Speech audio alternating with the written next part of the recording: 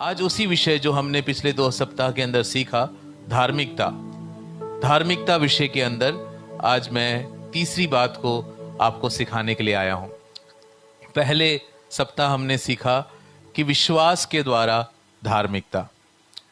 बहुत सारी धार्मिकता धरती के अंदर है जो अपनी शक्ति से होता है, परंतु हमने देखा कि वो सारी मनुष्य की कोशिशें बेकार है, उसका कोई फल नहीं है।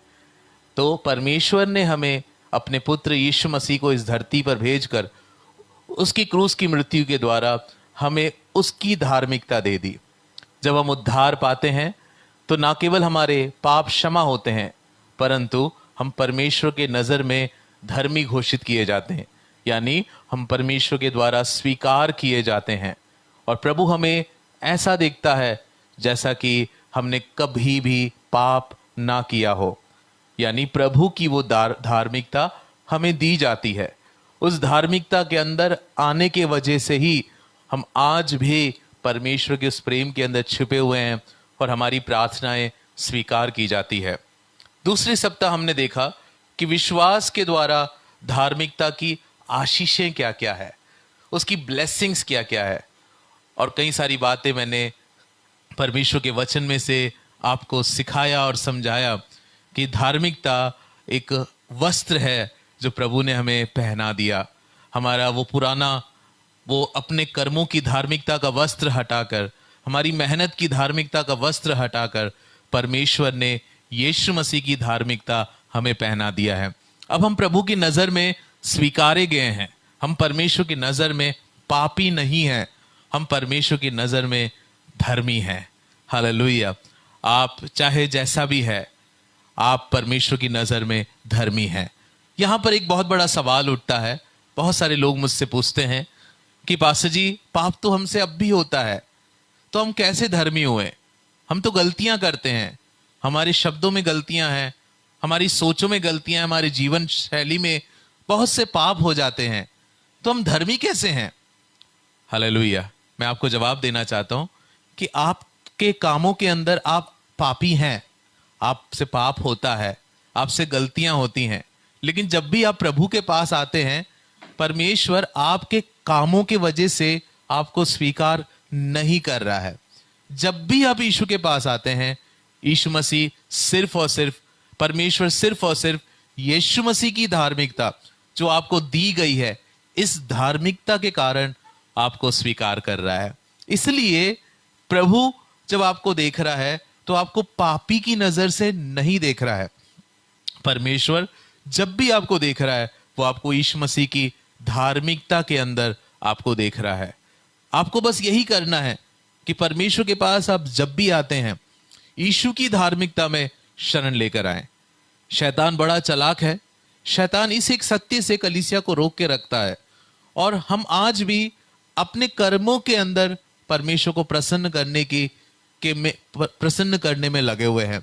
हम सोचते हैं कि हम परमेश्वर की प्रसन्नता को अपनी मेहनत और अपनी शक्ति से और अपने अच्छे कामों के द्वारा कमा लेंगे। हमारे मन में ऐसा चलता है क्योंकि हम उस तरह की एक सोच विचार से मसीहत में आए हुए लोग हैं।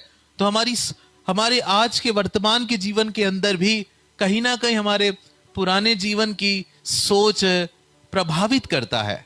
इसलिए बहुत से लोग बहुत बार यही कोशिश करते रहते हैं कि शायद मैं अधिक प्रार्थना करूंगा तो परमेश्वर मुझसे अधिक प्रसन्न होगा, शायद मैं और अच्छा और समय वचन पढ़ूंगा, या मैं और उपवास करूंगा तो प्रभु मुझसे प्रसन्न होगा। नहीं मेरे प्रिय मित्रों, परमेश्वर की प्रसन्नता आप पर सदा बनी हुई है। क्यों? क्योंकि परमेश्वर आपके कर्मों के वजह से नहीं, परंतु परमेश्वर यीशु मसीह की धार्मिकता में आपको स्वीकार कर रहा है। इस कारण हमें कभी भी एक दोष भावनाओं के अंदर जीने की जरूरत नहीं है।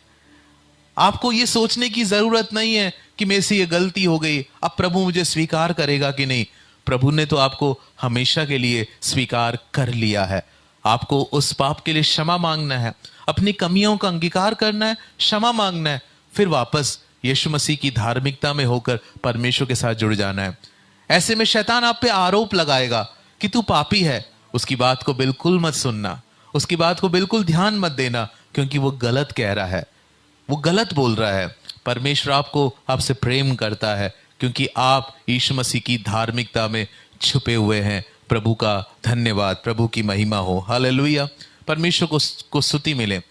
ये एक सत्य हमें स्वतंत्र कर देता है।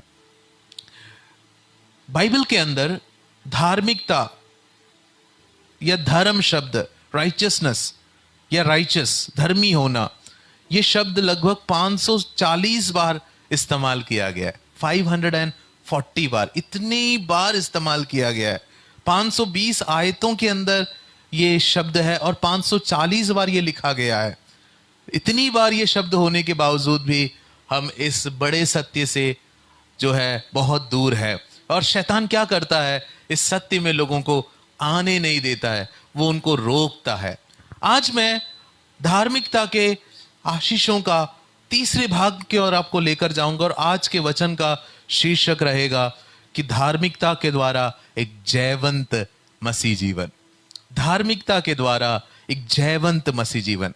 हाँ प्रिय मित्रों, धार्मिकता हमें एक जयवंत मसीह जीवन के लिए तैयार करता है। एक आयत हम पढ़ेंगे, पहला कुरिन्थियों 15 अध्याय और उसकी 34 आयत।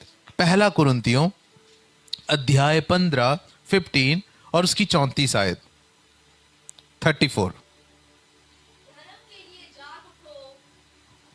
और पाप ना करो, क्योंकि कुछ ऐसे हैं जो परमेश्वर को नहीं जानते।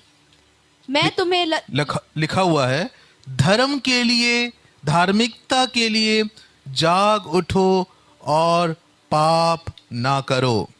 प्रेज द लॉर्ड, प्रभु का धन्यवाद हो। Awake to righteousness and do not sin. धार्मिकता के लिए जाग उठो और पाप ना करो। प्रभु आज हमसे बात करने जा रहा है। अपने कानों को खोले, अपने हृदयों को खोले और आज प्रभु हमें सिखाना चाहता है कि कैसे हम एक जयवंत मसीह जीवन इस धार्मिकता की आशीष के द्वारा जी सकते हैं। बाइबल कह रही है कि धार्मिकता के लिए जाग जाओ और पाप मत करो। पाप मत करो यानी आप धर्मी हैं। इस एक पहचान में जब आप जग जाते हैं, परमेश्वर के नजरों में आप धर्मी हैं, इस एक सत्य के लिए आपका हृदय और आपका मन जब जग जाता है तो आप पाप के ऊपर जय पाने लगते हैं। शैतान हमेशा हमारे ऊपर यही कहता रहता है कि तुम पापी हो, तुम पापी हो। इसलिए बहुत बार क्या होता है कि हम उस पाप के गुलामी के अंदर चलने लग जाते हैं। लेकिन आज मैं आपको बताना चाहता हूं कि यीशु मसीह ने अपने बलिदान के द्वारा हमें खरीद लिया है। अब हम पाप के गुलाम नहीं हैं, अब हम धार्मिकता के हथियार हो चुके। हमारा जीवन धार्मिकता के हथियार हो चुका है। अब हम धार्मिकता के नीचे आ चुके हैं। एक समय में पाप हम पर राज करता था, आज धार्मिकता हम पे राज करे। और जब आप इस विचार के अंदर चलने लगेंगे, इस सोच को हमेशा अपने मन में लेकर चलेंगे कि परमेश्वर के द्वारा मैं स्वीकारा गया हूं, अब मुझ में राज करने वाली बात मेरा वो पाप स्वभाव नहीं है, परंतु परमेश्वर की धार्मिकता है जो मुझे यीशु मसीह से मिला है, तो अपने आप ही आपके कार्य बदलने लग जाएंगे। पहले ये सत्य आपके हृदयों में प्रकट होना बहुत ज्यादा जरूरी है। आप अपने कार्यों को मत बदलिए, पहले अपने हृदय को इस सत्य से भर लीजिए। जब हृदय इस सत्य से भर जाएगा तो अपने आप ही आपके कार्यों के अंदर भी वो बात प्रकट होने लग जाएगा। जब हृदय परमेश्वर की धार्मिकता रूपी सत्य से भर जाएगा तो आपके कार्यों के अंदर भी यही सत्य, यही जीवन शैली प्रकट होने लग जाएगा। प्रभु का धन्यवाद हो। धार्मिकता के अंदर इतनी ताकत है कि वो आपके पाप स्वभाव के ऊपर आपको जयवंत कर देगा। पहले हम अपनी पाप की पहचान में चल रहे थे। हर समय हमें क्या याद आता था? हमारा पाप। हम पे कौन राज कर रहा था? हमारा पाप स्वभाव। हमें हमारे जीवन के ऊपर नियंत्रण किसका था? हमारे पाप स्वभाव का।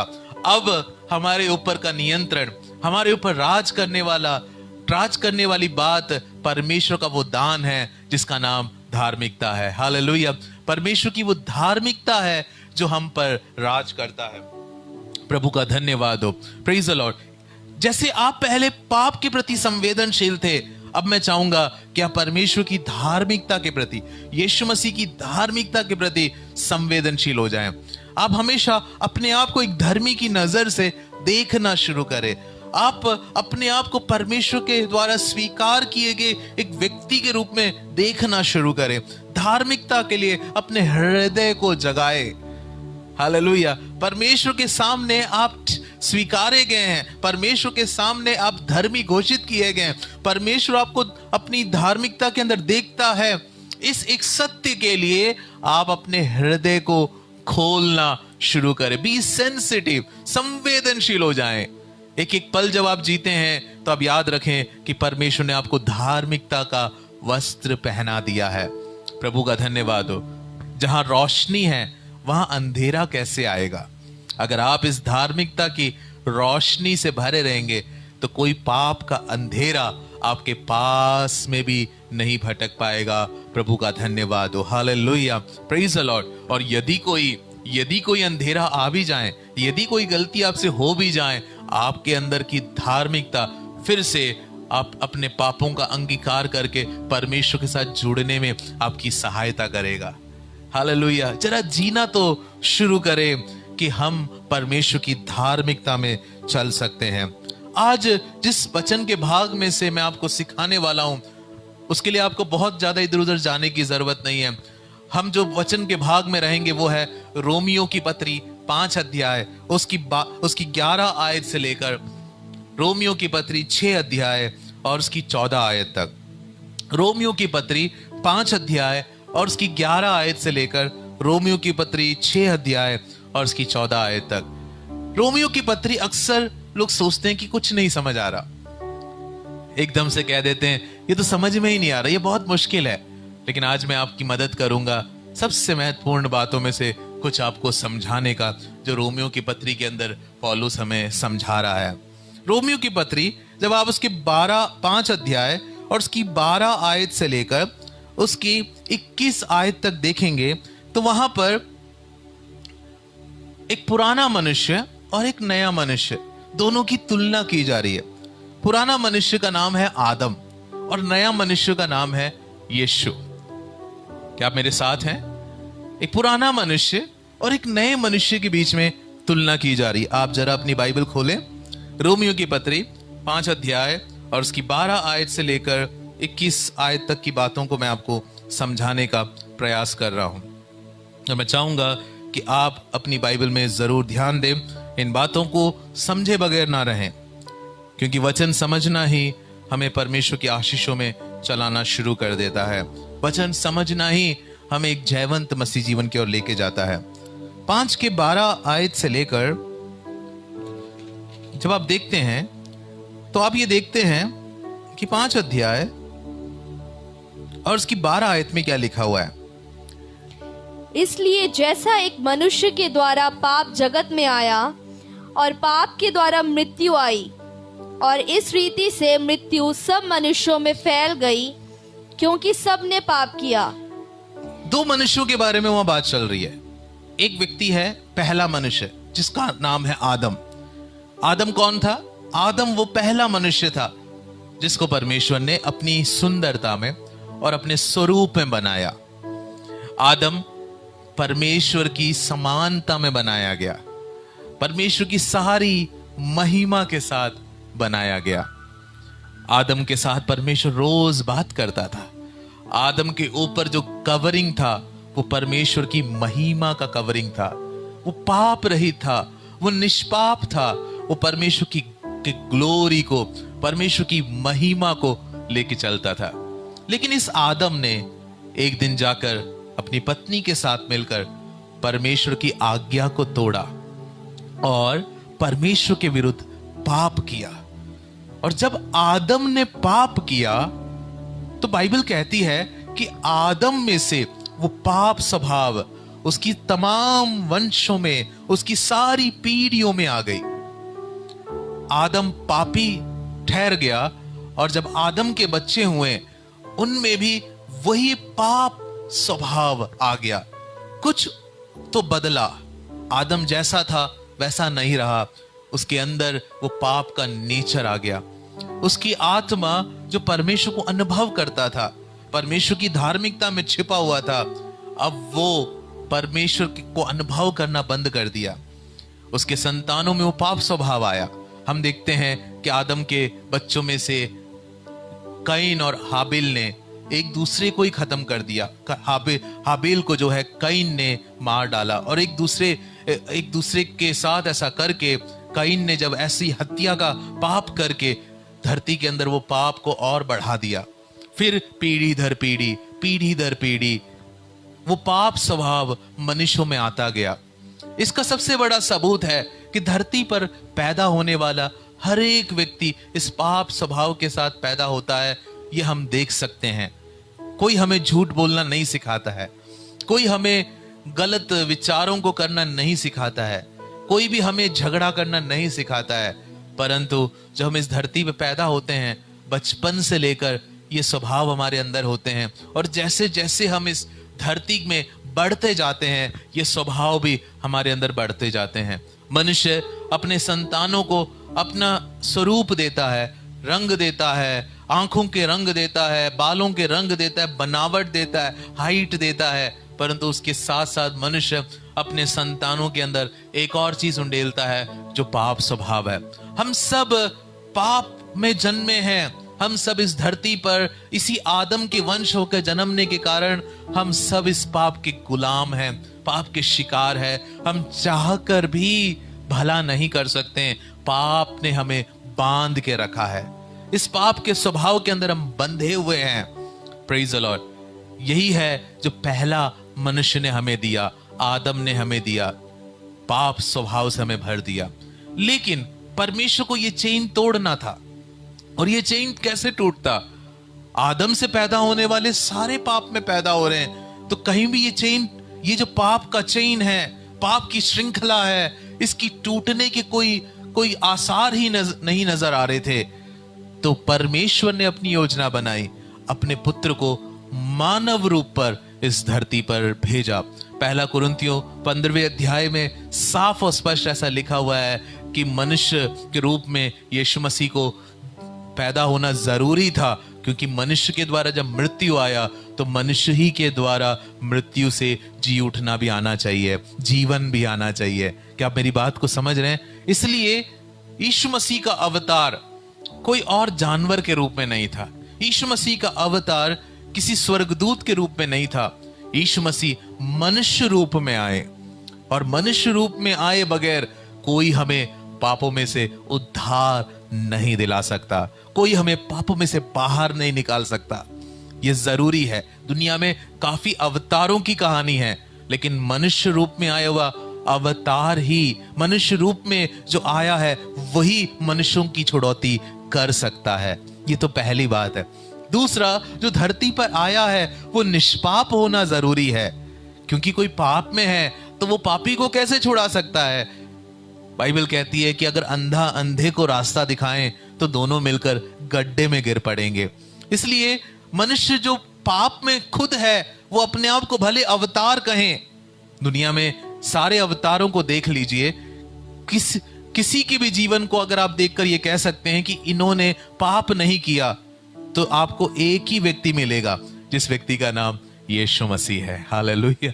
आप बाकी किसी को भी देख लो, किसी के जीवन को भी देख लो, वो झूठ बोलते थे, वो लड़ते थे, वो शारीरिक अभिलाषाओं के अधीन थे, वो क्रोधित हो जाते थे और अपने क्रोध पर नियंत्रण नहीं कर पाते थे। सिर्फ यीशु मसीह था जो भारी सताव के बीच में भी प्रेम और क्षमा की बातें कर पाता था। क्यों? क्योंकि वो पाप रहित था। उसके 12 चेले जो उसके साथ चलते थे, उन 12 चेलों ने गवाही देकर कहा कि हमने जिस यीशु को देखा है, हमने उसको छू कर देखा, हमने उसके साथ रहकर देखे, और हमने देखा कि वो हर तरफ से निष्पाप था, उसने कभी पाप को नहीं जाना था। यानी वो उद्धार करने की सामर्थ्य रखता था। वो दूसरा आदम है जिसका नाम यीशु मसीह है। बोले हालेलुया, हालेलुया। अपने हाथों को उठाकर प्रभु को महिमा दे। वो दूसरा आदम जो धरती पर आया, जिसका नाम था यीशु मसीह। दुनिया में बाकी जितने भी गुरु अवतार आए, उनमें से यीशु मसीह को अलग करने वाली बात मैं तीसरी बात बताना चाहता हूं। पहला मैंने बताया मनुष्य रूप में आना जरूरी है। दूसरा मैंने बताया कि निष्पाप होना तो अत्यंत आवश्यक है। तीसरा, सिर्फ यीशु मसीह ने अपने जीवन, अपने आने का मकसद उद्धार दिलाना कहा। सिर्फ यीशु मसीह ने बोला कि मैं धरती पर किसी व्यक्ति को मारने नहीं आया हूं, किसी की हत्या करने नहीं आया हूं, मैं इस धरती पर उद्धार देने आया हूं, पापों में से उद्धार देने आया हूं। एक उद्धारकर्ता आज से पहले कभी इस धरती पर आया ना, यीशु मसीह की बात कभी आया, उद्धार देने के लिए। इसे एक मकसद के साथ आया हुआ सिर्फ और सिर्फ एक ही था, जिसका नाम यीशु था। प्रभु का धन्यवाद हो, हालेलुया। वो सेवियर थे, उनका आने का मकसद ही वो था। वो दूसरे आदम थे। जब उन्होंने क्रूस पर अपनी जान दी और उस बलिदान को दिया, और उस बलिदान पर जब आपने और मैंने विश्वास किया, तो हमारा एक दूसरा जन्म हो रहा है। पहले तो हम आदम से जन्मे, अब हमारा एक दूसरा जन्म हो रहा है। और वो जन्म पता कौन सा है? अब हम यीशु में जन्मे हैं। Praise the Lord. वो श्रृंखला वही टूट गई। अब मैं आदम का पुत्र नहीं हूं, अब मैं यीशु का हूं। अब मेरी जो वंशावली है वो आदम से नहीं आ रही है, अब मेरी वंशावली यीशु मसीह में शुरू हो रहा है। हालेलुया। तो वो पाप का चेन वहीं टूट गया। हालेलुया। अब पाप का आपके ऊपर कोई अधिकार नहीं है, क्योंकि अब आप यीशु में जन्मे हैं। और यीशु मसीह ने क्या कर दिया? यीशु मसीह ने अपनी धार्मिकता हमें पहना दिया। अब से लेकर पाप के श्रृंखला में पैदा हुआ अगला पापी नहीं है आप। मेरे प्यारे भाई, मेरी प्यारी बहन, पाप के चेन में पैदा हुए अगले पापी मनुष्य नहीं है आप। अब यीशु मसीह के धार्मिकता में उड़ाए गए धर्मी जन है। हालेलुया। पवित्र जन है, परमेश्वर का संत है। संत कोई ऐसा शब्द नहीं है जो किसी मनुष्यों को लगाकर उनकी आराधना शुरू करें। संत कोई ऐसा शब्द नहीं है। संत तो हर एक वो व्यक्ति है जो यीशु मसीह के बलिदान को अपने जीवन में स्वीकार कर चुके हैं। इसलिए अपने मुंह के शब्दों को बदले। कभी कभी लोग कहते हैं कि बात तो अच्छी है, लेकिन हम अपने आप को कैसे धर्मी बोलेंगे? ये तो अपने आप को बड़ा चढ़ा के बोलने वाली बात होगी, घमंड वाली बात होगी। नहीं मेरे प्यारे मित्रों, बाइबल कहती है कि तुम अपने आप को पाप के दासत्व में मत देखो, अपने आप को परमेश्वर की धार्मिकता में देखो। गर्व से बोलो कि यीशु मसीह में मैं धर्मी घोषित किया गया हूं। आदम ने क्या दिया? मैं जल्दी से उन बातों को बताऊंगा। 12वीं आयत में लिखा है 5:12 में, आदम धरती पर पाप लेकर आया, जिसकी वजह से धरती पर मृत्यु आई। यीशु मसीह धरती पर धार्मिकता लेकर आया, जिसकी वजह से हमें मिला जीवन, जो जीवन उत्पन्न किया। पाप आदम के वजह से आया, और वो क्या लेकर आया? मृत्यु लेकर आया। यीशु मसीह धार्मिकता लेकर आया। यीशु मसीह ने दिया स्वीकार किया जाना, धर्मी होने का अनुभव, और वो क्या लेकर आया? जीवन लेकर आया। आज आपको निर्णय लेना है कि आप आदम के पक्ष में हैं या यीशु के उस वंशावली के अंदर आ रहे हैं। 5 अध्याय उसकी 15 आयत में लिखा है, एक बार पढ़ दीजिए 5:15। पर जैसी अपराध की दशा है वैसी अनुग्रह के वरदान की नहीं, क्योंकि जब एक मनुष्य के अपराध से बहुत लोग मरे, तो परमेश्वर का अनुग्रह और उसका जो दान एक मनुष्य के अर्थात यीशु मसीह के अनुग्रह से हुआ, बहुत से लोगों पर अवश्य ही अधिकारी से हुआ। आप इसको आराम से फिर से पढ़ सकते हैं कि आदम के द्वारा बहुत से लोग पापी ठहराए गए, और बहुत से लोग अनंत मृत्यु की तरफ चले गए। बहुत से लोग पापी ठहराए गए। यीशु मसीह के उस अनुग्रह के दान के द्वारा, यीशु मसीह की धार्मिकता रूपी दान के द्वारा, वहां लिखा हुआ है कि बहुत सारे लोग धर्मी ठहराए जाएंगे। एक और आयत इसी बात को कह रहा है, 19 आयत नीचे आ जाए, और 5 अध्याय और उसकी 19 आयत। क्योंकि जैसा एक मनुष्य के आज्ञा ना मानने से बहुत लोग पापी ठहरे, वैसे ही एक मनुष्य के आज्ञा मानने से बहुत लोग धर्मी ठहरे। एक मनुष्य के, आदम के आज्ञा ना मानने से बहुत सारे लोग पापी ठहर गए, है ना। धरती पर कितने सारे लोग पापी ठहर गए क्योंकि एक ने आज्ञा नहीं मानी, और उस एक का नाम है आदम। लेकिन नीचे की आयत पर ध्यान दीजिए, एक ने आज से 2000 साल पहले अपनी पिता की आज्ञा मानकर क्रूस पर चढ़ गया, संपूर्ण मानव जाति के लिए बलिदान हुआ, आज्ञाकारिता का सबसे ऊंचा मिसाल कायम किया, ये कहते हुए कि मेरी नहीं आपकी मर्जी पूरी हो। उस कटोरे को लिया और वो क्रूस पर बलिदान हुआ। उसकी आज्ञाकारिता से बहुत से लोग धर्मी ठहराए जाएंगे। मैं आपको ये बताना चाहता हूं कि मैं इस आयत से बड़ा आनंदित हुआ। क्यों? क्योंकि हम ये सोचते हैं कि थोड़े से लोग उद्धार पाएंगे। नहीं मेरे प्यारो, अगर थोड़े से लोग उद्धार पाएंगे तो यीशु मसीह का बलिदान, इतना कष्ट उठाना सब बेकार हो जाएगा। यीशु मसीह के बलिदान के द्वारा, यहां लिखा हुआ है, उस अनुग्रह के दान, धार्मिकता के दान के द्वारा बहुत से लोग धर्मी ठहराए जाएंगे, परमेश्वर की धार्मिकता में प्रवेश करेंगे। मैं अपनी आंखों के सामने उस चित्र को बार बार देखता हूं, जब लाखों करोड़ों लोग यीशु मसीह की धार्मिकता के द्वारा परमेश्वर के साथ जुड़ेंगे। और वो काम प्रभु इस समय धरती पर कर रहा है। Praise the Lord. क्यों? क्योंकि यीशु मसीह की धार्मिकता में पहाड़ चढ़ने की जरूरत नहीं है। यीशु मसीह की धार्मिकता में बलियों और भेंटों की जरूरत नहीं है। यीशु मसीह की धार्मिकता में आपके कोई भी अच्छे कर्मों की जरूरत नहीं है, कुछ जोड़ने की जरूरत नहीं है।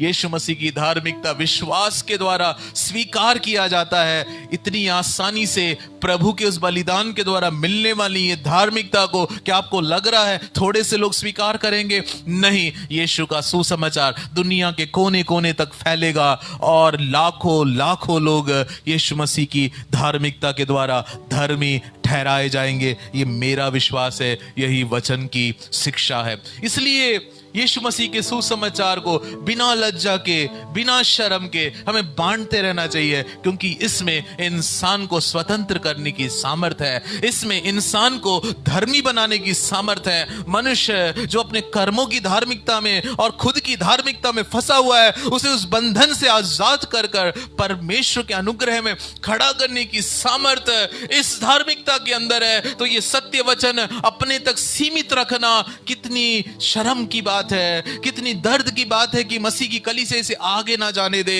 पौलुस कहता है, यदि मैं सुसमाचार ना सुनाऊं तो मुझ पर हाय। हालेलुया।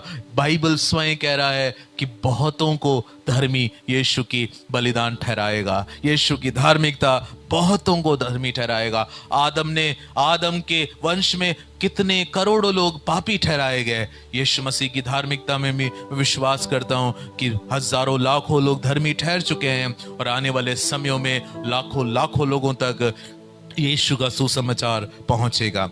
तीसरी बात, आदम के द्वारा क्या आया? 5:17, और इस आयत पर ध्यान दीजिए।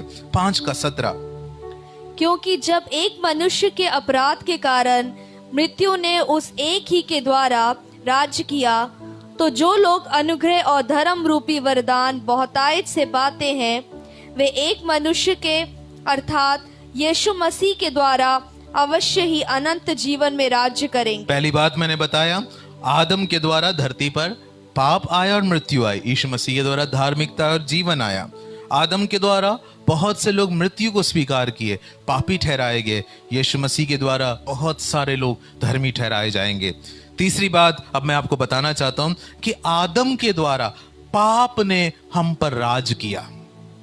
आदम के वजह से, आदम के वंश के में होने के कारण हम पर कौन राज कर रहा था? पाप राज कर रहा था। इसलिए आप पाप के ऊपर कंट्रोल नहीं कर पाते थे। आप अपने विचारों के ऊपर, अपनी जीवन शैली के ऊपर कंट्रोल नहीं कर पाते थे। मैं भी ऐसा ही था। मैं अपने शब्दों पे कंट्रोल नहीं कर पाता था, अपनी आंखों पे कंट्रोल नहीं कर पाता था, अपने स्वभाव पर, अपने प्रतिक्रियाओं पर कंट्रोल नहीं कर पाता था, क्रोधित हो जाता था। और जब क्रोधित होता था तो अपने जुबान पे कंट्रोल नहीं कर पाता था। क्यों? वो मेरी गलती नहीं है, मैं आदम से उस पाप स्वभाव के अंदर आया हूं और पाप मुझ पे राज कर रहा है। लेकिन 5:17 सबसे बड़ा सत्य का उजागर कर रहा है कि जब आप यीशु मसीह में पैदा हो गए, यीशु मसीह के वंश में आ गए, यीशु मसीह में आपका नया जीवन शुरू हो गया, तो अब पाप आप पर राज नहीं करेगा, आप जीवन पर राज करेंगे, आप अनंत जीवन के लिए राज करेंगे। जब अनंत जीवन, हिंदी बाइबल में अनंत जीवन लिखा है, लेकिन इंग्लिश में लिखा है कि rain in life through the one Jesus Christ, hallelujah, through the gift of righteousness will rain in life. इस जीवन पर आप राज करेंगे, यानी इस जीवन के अंदर पाप की गुलामी में नहीं, आप परमेश्वर की धार्मिकता के अंदर चलेंगे, आप जय में चलेंगे, आप राज करेंगे। यही आप आज का संदेश प्रभु के जन को प्रभु दे रहा है।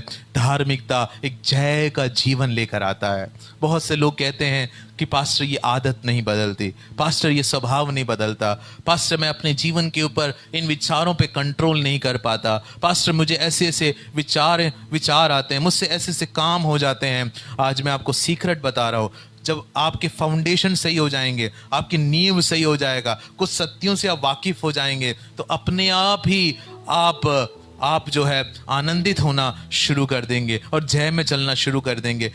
मैं कल एक इंटरव्यू देख रहा था और एक बड़े ही मशहूर एक व्यक्ति से जो एक मसीही हैं, उनसे कोई पूछ रहा था कि आपका खुश रहने का राज क्या है, आपका आनंदित रहने का राज क्या है। तो उस अभिनेता ने, उस व्यक्ति ने, जो बहुत मशहूर है लेकिन एक मसीही भी है, उन्होंने ऐसा बोला कि मेरा खुश रहने का राज बस इतना है कि मैं कुछ सच्चाइयों को जानता हूं। Hallelujah, praise the Lord.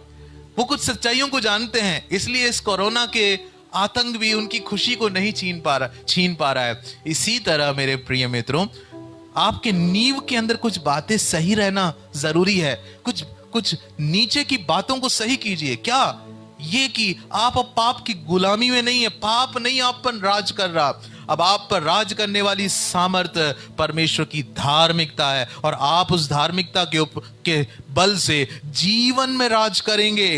Hallelujah, पाप को अब अपनी गुलामी में रखेंगे। ये फाउंडेशन यीशु ने डाल दिया है। अब इस फाउंडेशन के ऊपर, इस नींव के ऊपर आपको चलना शुरू कर देना है। इस फाउंडेशन को अपने मन में बिठाइए। कई बार ये मन में बिठाना मुश्किल है, कई बार हम इस बात को भूल जाते हैं। पता है क्यों? क्योंकि हम इतने सालों से पाप के उस मनसा के अंदर जिए हैं, पाप वाली मानसिकता में चले हैं, पाप ने हम पर राज किया है, तो वही चीज हमारे अंदर चल रहा है। अब इसको वापस यीशु मसीह की धार्मिकता की सोच हमारे मन के अंदर लेकर आना थोड़ा समय लगेगा। आपको अपने माइंड को याद दिलाना पड़ेगा, अपने हृदय को याद दिलाना पड़ेगा कि आप यीशु मसीह की धार्मिकता में, अधिकार में जी रहे हैं, और उस अधिकार को आपको घोषणा करना पड़ेगा, शैतान को बताना पड़ेगा। अगर कोई इंस्ट्रूमेंट सीखता है, तो मैं किसी सिखाने वाले से ये बात सुन रहा था कि प्रॉब्लम क्या है कि लोगों को पहले से कुछ आदत लगी होती है। कोई भी चीज बजाना हो, कुछ करना हो, लोगों को कुछ आदत लग गई होती है जो गलत तरीके से उन्होंने सीख लिया। और जो गलत सीखा है, कुछ नया सीखना है तो, और सही सीखना है तो जो पहले गलत है उसको हटाना पड़ता है, फिर नए से शुरू करना पड़ता है।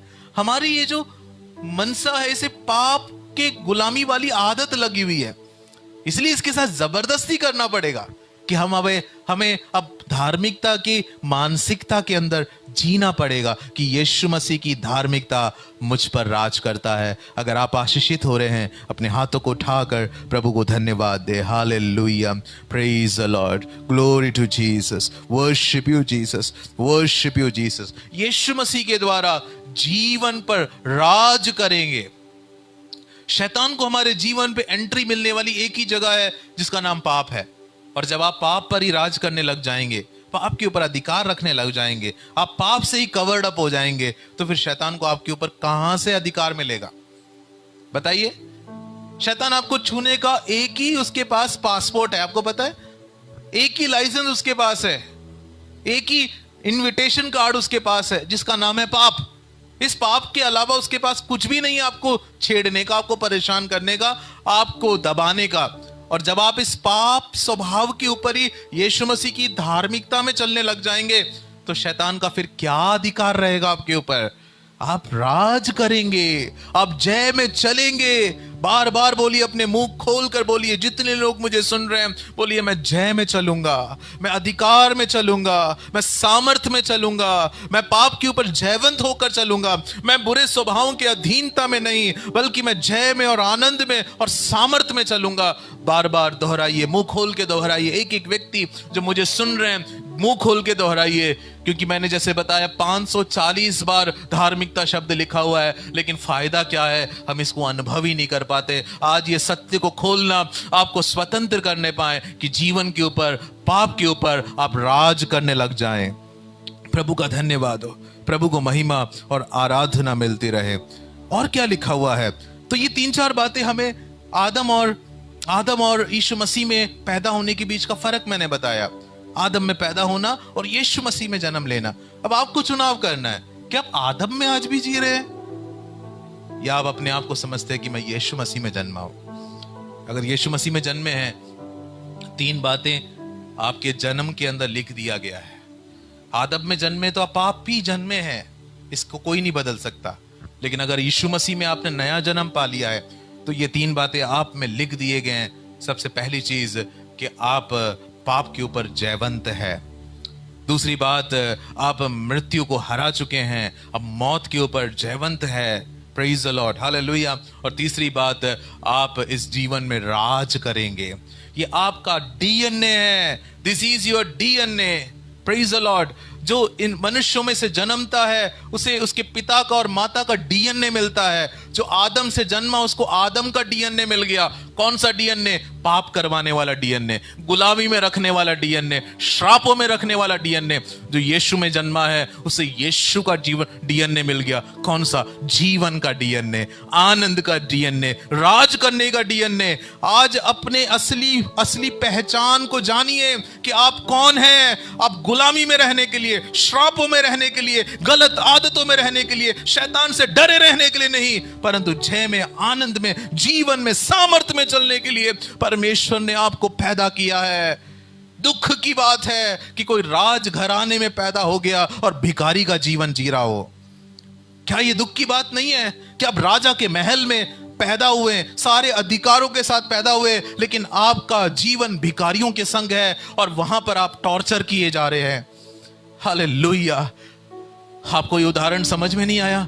यही तो आज का बहुत सारे लोगों का मसीहत है कि वो जन्म यीशु मसीह में है, लेकिन इस जन्म की सामर्थ, यीशु में पैदा होने की सामर्थ को नहीं पहचान पा रहे और गुलाबी के अंदर चल रहे हैं, हार के अंदर, निराशाओं के अंदर चल रहे हैं। आज प्रभु तुझे उक्काबों के जैसे उड़ने के लिए बोलता है, क्योंकि तेरे अंदर का डीएनए जो है ना, वो जीतने का डीएनए है।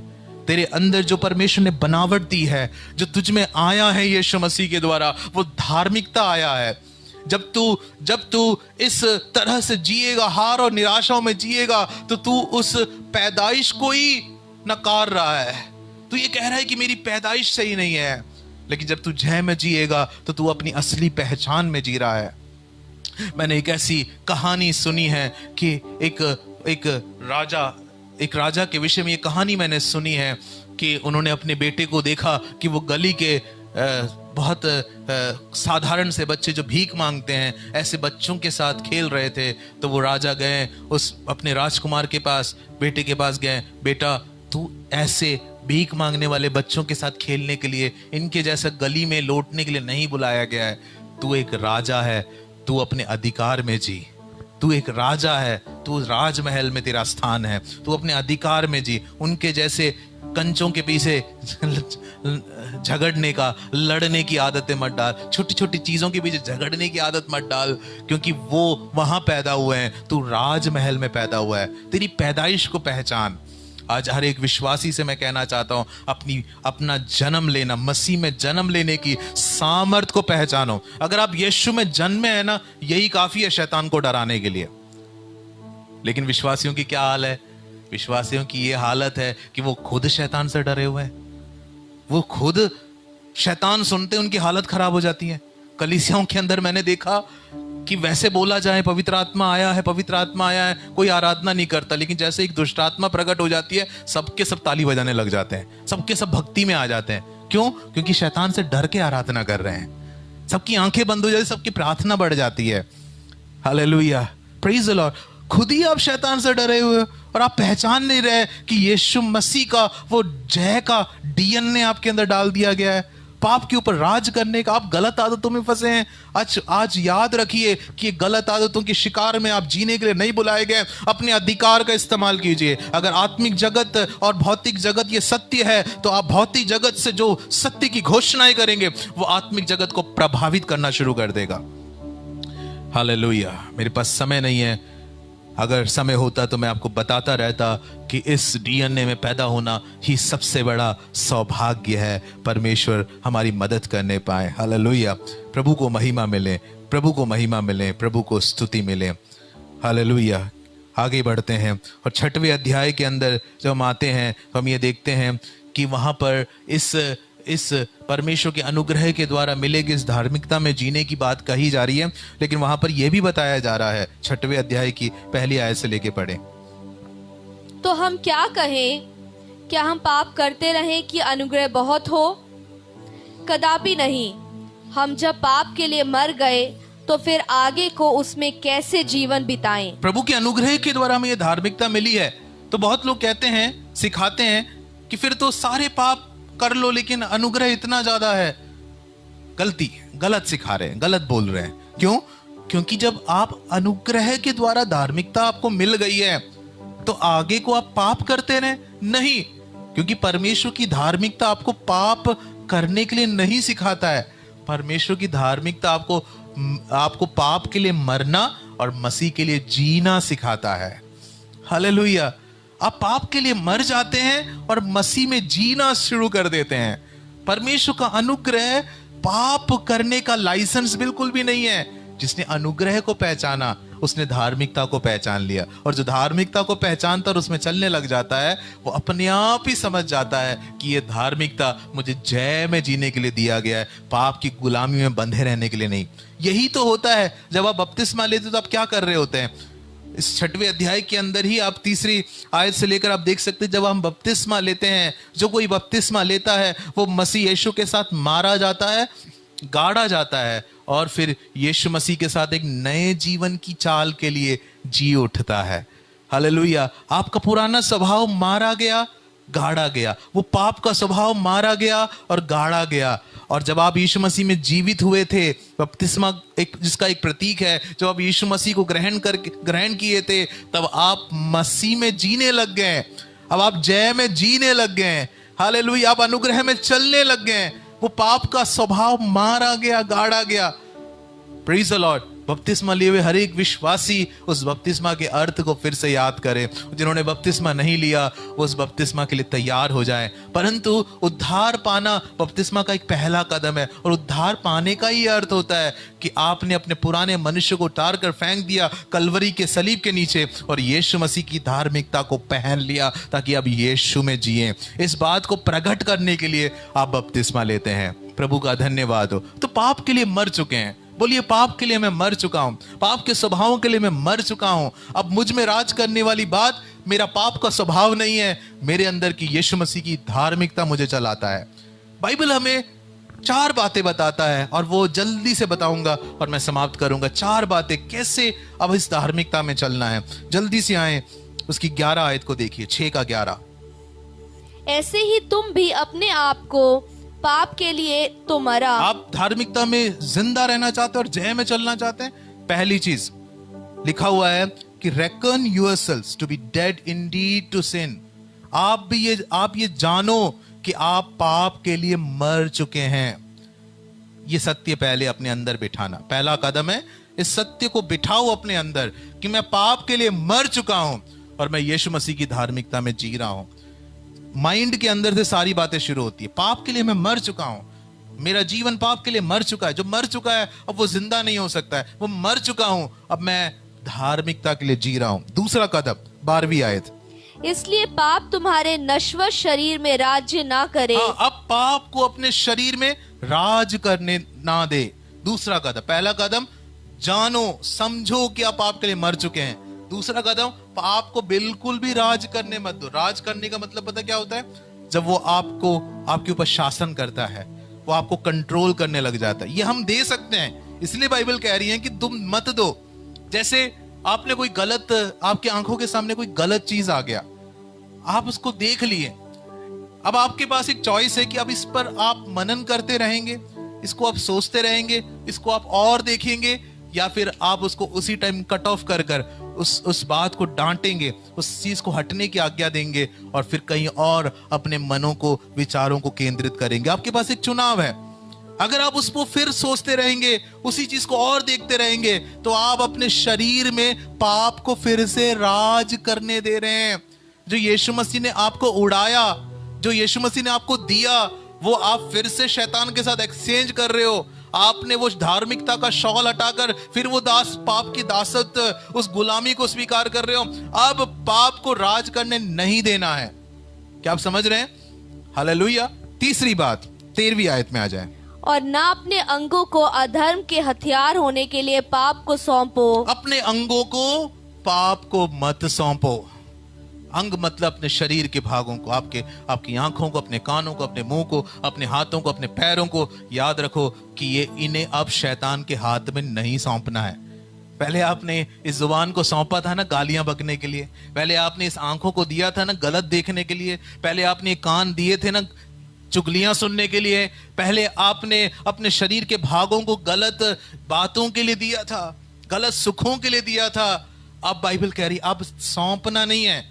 क्यों? क्योंकि ये सौंपने का भी अधिकार अब भी आप में बाकी है।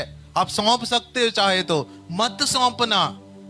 Praise the Lord. उल्टा क्या करना चाहिए? चौथी बात, अपने अंगों को परमेश्वर की, पढ़े इस आयत को, 13वीं आयत को ही। और ना अपने अंगों को अधर्म के हथियार होने के लिए पाप को सौंपो, हाँ। पर अपने आप को मरे हुओं में से जी उठा मानकर परमेश्वर को सौंपो। और अपने अंगों को धर्म के हथियार होने के लिए परमेश्वर को सौंपो। अपने शरीर के अंगों को पाप को मत सौंपो। अब इस जुबान को गालियों के लिए, गलत बोलने के लिए, बुराई करने के लिए नहीं सौंपना है। अब आंखों को गलत देखने के लिए नहीं सौंपना है, कानों को गलत सुनने के लिए नहीं सौंपना है, अपने विचारों को गलत बातों के लिए नहीं सौंपना है। हालेलुया। आपके सामने कोई ऐसी चीज आती है, आप अपने विचारों से कहो, अपनी आंखों से कहो कि मुझे नहीं देखना है। उल्टा इन आंखों को, इन कानों को, इन जुबानों को परमेश्वर की धार्मिकता का हथियार बनाओ, परमेश्वर की महिमा का हथियार बनाओ, परमेश्वर की पवित्रता का हथियार बनाओ। तुम्हारे हाथ जो झगड़ते थे अब वो परमेश्वर की सेवा करे। तुम्हारी जुबान जो गलत बोलता था अब वो जुबान परमेश्वर की महिमा गाए, परमेश्वर की तारीफ करे। तुम्हारी आंखें जो गलत देखती थी अब वो आंखें परमेश्वर की बातों को और उसकी महिमा को देखने के लिए तैयार हो जाए। सौंपो, डेडिकेट, सौंपो। हमसे बोला गया है, ये हमारे साथ पवित्र आत्मा नहीं करेगा। देखो फर्क समझिए कि आदम में पैदा होने के लिए हमें कुछ करना नहीं पड़ा। हम आदम में पैदा हो गए, आदम के पाप को लेकर आ गए। लेकिन यीशु मसीह में पैदा होने के लिए हमें सबमिट करना होता है। हमारे तरफ से कुछ जोड़ने की बात नहीं कर रहा, लेकिन उसे स्वीकार करना होता है। हमें अधीन होना होता है, उस धार्मिकता को स्वीकार करना होता है, उस उद्धार को स्वीकार करना होता है। आप अपने आप ही आदम के संतान बन गए। आप अपने माँ बाप से आपकी चॉइस में नहीं पैदा हुए हैं और वो पाप स्वभाव में आ गए। लेकिन जय पाने के लिए हमारी तरफ से हमें सौंपना पड़ेगा। आपके शरीरों को पाप के गुलामी के लिए आपको सौंपना नहीं पड़ा, वो अपने आप ही पाप के गुलामी के लिए में थे। अब आपको उसे धार्मिकता का हथियार बनाकर सौंपना पड़ेगा। करते हो ऐसा? आपकी आंखों को, आपके कानों को, अपने शब्दों को, अपनी जुबान को, अपने शरीर को, अपने विचारों को, अपने पैरों को कहिए परमेश्वर ये तेरे धार्मिकता के हथियार है। तब पता क्या होगा? ये धार्मिकता एक और बात लेकर आता है, उसका नाम है ग्लोरी, महिमा। महिमा कभी प्रभु मौका दे तो उसके ऊपर मैं बात करूंगा। धार्मिकता आप में से परमेश्वर की महिमा को लेकर आएगा। मूसा जब परमेश्वर के सानिध्य से उतर आया तो उसके ऊपर परमेश्वर की महिमा का आवरण था। आप परमेश्वर के महिमा के पात्र बन जाएंगे। 14वीं आयत में लिखा है कि तब पाप तुम्हारे नश्वर शरीरों में राज नहीं करेंगे। For sin shall not have dominion over you. पाप तुम पर राज नहीं करेंगे, नहीं करेंगे तो नहीं करेंगे। बस वो 4 चीजें करना है। क्या? अपने मन के अंदर बिठाओ, याद दिलाओ कि मैं पाप के लिए मर गया हूं, मैं पाप के लिए मर गया हूं। जब भी प्रभु के पास आते हो याद दिलाओ, जब भी संसार में होते हो याद दिलाओ, मैं पाप के लिए मरा हुआ हूं। पड़ोसी को बोलने दो गालियां, उनको झगड़ने दो, इनको झगड़ने दो। तुम नहीं कर सकते, क्योंकि तुम अपने आप को याद दिलाओ मैं पाप के लिए मर चुका हूं। जवान, तू नहीं देख सकता, तू अपने आप को याद दिला कि तू पाप के लिए मर चुका है। वो काम हम नहीं कर सकते हैं, हम ऐसा नहीं जी सकते हैं, क्योंकि हम पाप के लिए मर चुके हैं। जिसके लिए मर चुके हैं उसी को खोद कर वापस लेकर आएंगे। तो गलती पवित्र आत्मा की नहीं है, गलती मेरी और आपकी है। पाप के लिए मर चुके हैं, इस बात को अपने हृदय में बैठाओ। दूसरी बात क्या कहा मैंने? दूसरी बात हमने ये देखा कि पाप को राज करने मत दो। अगर कहीं भी ऐसी सिचुएशन में फंसते हो, यूसुफ के जैसा भागना सीखो। पाप के उस केंद्र के अंदर मत रहो, राज करने की अनुमति मत दो। कोई विचार आते हैं, उस विचारों को काटना सीखो। हालेलुया। कोई पाप स्वभाव आप में से उठ के आ रहा है, उसको रोकना सीखो। गुस्से को प्रभु के अनुग्रह से वश में रखना सीखो। पाप को अब राज करने मत देना। आप अब राज करेंगे आप, क्योंकि आप यीशु मसीह में हैं। आप राज करेंगे। पाप राज करेंगे तो पुराना जीवन में आप है। अगर यीशु आप राज करेंगे तो आप नए जीवन के अंदर, गुलामी में रहने के लिए नहीं, परमेश्वर के अधिकार में जीने के लिए बुलाए गए प्रभु के जन हैं आप। हालेलुया। तीसरी बात, अपने अंगों को धार्मिकता के, पाप के गुलामी में मत सौंपो। और चौथी बात, अपने अंगों को परमेश्वर की धार्मिकता का हथियार बनाओ। Praise the Lord. प्रभु का धन्यवाद हो। जब वैसा चलेंगे तो ये धार्मिकता, यीशु की दी हुई धार्मिकता हमारे अंदर जय का अनुभव लेकर आएगा। ओह प्रेज द लॉर्ड। ये सत्य हमसे शैतान छुपा के रखता है, और शैतान चाहता है कि हम कभी ना जाने कि यीशु मसीह की धार्मिकता हमारे अंदर क्या क्या कर सकता है।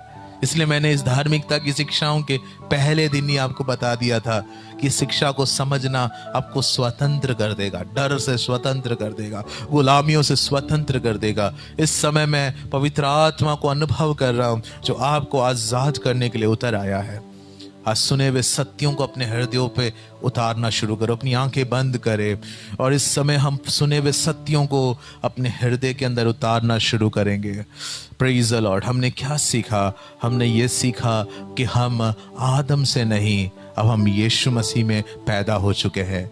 आदम जो पहला मानव था, प्रभु की महिमा से परिपूर्ण था, वो परमेश्वर की महिमा में चलता था, परंतु उसने जब पाप किया तो वो महिमा उसने खो दिया, और अपने वंशों के अंदर वो पाप का स्वभाव देता गया, और पाप हम पर राज करता था। हम उसकी गुलामी में थे, हम उसके वश में फड़े हुए थे, हम आजाद नहीं हो पा रहे थे। पूरी आदतों ने हमें जकड़ लिया था। पाप के नतीजे हमारे जीवन में नजर आ रहे थे। हालेलुया। मनुष्य जाति उसी चेन के अंदर आगे बढ़ रहा था। पाप के उस चेन के अंदर से कोई अवतार, कोई गुरु, कोई व्यक्ति उनको छुड़ा नहीं सकता था, क्योंकि उसके लिए मनुष्य अवतार होना जरूरी था, पाप रहित होना जरूरी था। हालेलुया। Praise the Lord. उद्धारकर्ता बनकर आना जरूरी था। आज से 2000 साल पहले इन कंडीशंस को, इन शर्तों को पूरा किया हुआ एक स्वर्ग से आया। यीशु ने कहा, मैं स्वर्ग से आया हूँ, स्वर्ग से आया रोटी हूँ। जो मुझे खाएगा वो कभी मौत को नहीं चखेगा, बल्कि मौत को नहीं चखेगा, बल्कि जीवन को पाएगा। जो मुझ पर विश्वास करेगा उसमें से जीवन के जल की नदियाँ बहेंगी। हालेलुया। क्योंकि यीशु ऐसा क्यों कह रहे थे? वो अपने क्रूस की मृत्यु की सामर्थ को अपने शिष्यों को समझाने की कोशिश कर रहे थे, जो कुछ समय के बाद होने वाला था। उस क्रूस के ऊपर जब यीशु मसीह ने पूरे मानव जाति के लिए वो बलिदान स्वीकार किया, तो उन्होंने हमारे पापों को एक बार ही नहीं, हमेशा के लिए माफ कर कर हमें धार्मिकता का वस्त्र पहना दिया। जब हम यीशु मसीह पर विश्वास करते हैं, जितनों ने उसको ग्रहण किया, उन्होंने वो परमेश्वर की संतान होने का अधिकार पाए। हालेलुया। जब यीशु मसीह पे विश्वास करते हैं, हमारी वंशावली बदल जाती है, हमारी पैदाइश बदल जाती है। अब हम जो पहले आदम के लाइन से आ रहे थे, अब हम दूसरे आदम के साथ जोड़े जाते हैं। पहले आदम से क्या आया? पहले आदम से मृत्यु आया। ये दूसरा आदम यीशु मसीह, इसमें से क्या मिलता है? इसमें से जीवन मिलता है। पहले आदम से पाप आया, इस दूसरे आदम से धार्मिकता आ रहा है। अब पहले आदम की गुलामी में रहना सही नहीं है। अगर यीशु को जान लिया तो अब यीशु से जो मिल रहा है उसे अपने अंदर स्वीकार करो, स्वीकार करो। अपने आंखों को बंद करके प्रार्थना करना शुरू करो, क्योंकि इस समय आपके जीवन में एक आजादी को परमेश्वर दे रहा है। यह सत्य तुम जानोगे और सत्य तुम्हें स्वतंत्र करेगा, स्वतंत्र करेगा। इस समय प्रभु आपको स्वतंत्र कर रहा है। आपके बेसिक फाउंडेशन को पहचानिए, आपके अंदर के डीएनए को पहचाने। ये डीएनए निराशाओं के डीएनए नहीं है, ये वो पहले आदम के लाइन से प्रभु ने कब का आपको काट दिया। जिस दिन आपने यीशु को ग्रहण किया था, आप यीशु मसीह के वंश में आ गए, यीशु मसीह के डीएनए से भर गए। और ये डीएनए क्या कहता है? तुम जीवन में राज करोगे। हालेलुया। अब पाप की गुलामी में नहीं, तुम राज करोगे। अब राज करना है हमें। अगर ये है तो ऐसा ही होना चाहिए। जिसके ऊपर जो छापा गया है वही उसमें दिखता है। जिसकी जहाँ की पैदाइश है वही स्वभाव उसमें नजर आता है। जो जैसा घर का है उस तरह के वो जीवन उसका होता है। मेरे प्रिय मित्रों, अगर यीशु में जन्म है तो आपको राज करना होगा, और आप राज कर सकते हैं। आप कर सकते हैं, आप जय में चल सकते हैं। शैतान आज आपके पैरों के तले है। अंधकार की शक्तियां और बुरे स्वभाव, पाप की आदतें आपके पैरों के तले कुचले जा रहे हैं। हालेलुया। इस धार्मिकता में बहुत से लोग प्रवेश करेंगे। इस धार्मिकता के अंदर आने के लिए, उसमें जय में चलने के लिए अपने विचार में ये बिठाओ कि मैं पाप के लिए मर चुका हूं। ओ रबा खतुरबा शेखना ना बाला रेखाना ना बा सुखोनो बाला बा, मैं पाप के लिए मर चुका हूं। अब मैं जो जिया हूं तो यीशु मसीह के साथ नए जीवन के लिए जिया हूं। अब मैं पाप की गुलामी में नहीं रह सकता। मैं पाप के लिए मर चुका हूं। I have died for sin. Bible कहती है मैंने अपने आप को क्रूस पर चढ़ा दिया है। ये सत्य आपको ये समझाएगा, ये बात आपको याद दिलाएगा कि आप पाप के लिए मर चुके हैं। अब आपको जीवन में राज करना है। अब आपके नश्वर शरीरों में आपको पाप को राज करने नहीं देना है। आपको धार्मिकता के हथियार बनाकर अपने अंगों को सौंपना है। ओ हालेलुया। धार्मिकता एक जय के जीवन में लेकर आए। पवित्र आत्मा इस समय बहुत से लोग जो बहुत सारे क्षेत्रों में स्ट्रगल कर रहे हैं, संघर्ष कर रहे हैं, बहुत सारी बातों के अंदर वो परेशान हो रहे हैं, इस समय ये वचन उनको आजाद करने पाए। मेरे साथ समर्पण कीजिए और कुछ मत कीजिए, अपने हाथों को उठाकर समर्पण कीजिए। आपके जीवन के सारे क्षेत्रों के अंदर इस समय वचन का सत्य एक नई आजादी को लेकर आ रहा है, एक नई आजादी को लेकर आ रहा है, एक नई आजादी को लेकर आ रहा है। ये सत्य है, सत्य है, सत्य है। सत्य आपको स्वतंत्र कर रहा है। इस सत्य की स्वतंत्रता को इस समय स्वीकार कीजिए, इस आजादी को स्वीकार कीजिए। ये बाइबल की शिक्षा आपको आजाद करे, धार्मिकता के लिए आपके जीवन को तैयार करे। हालेलुया। बहुत सी गलत आदतें छूटने पाए, गलत चीजों को देखने की आदतें छूटने पाए, गलत सुनने की आदतें छूटने पाए। जीवन के बहुत सारे क्षेत्रों के अंदर, स्वप्नों के अंदर बुरी चीजें को आना, वो सारी बातें छूट जाने पाए यीशु के नाम में। हालेलुया। गालियां देने की आदतें यीशु के नाम में छूट जाने पाए। Hallelujah, hallelujah.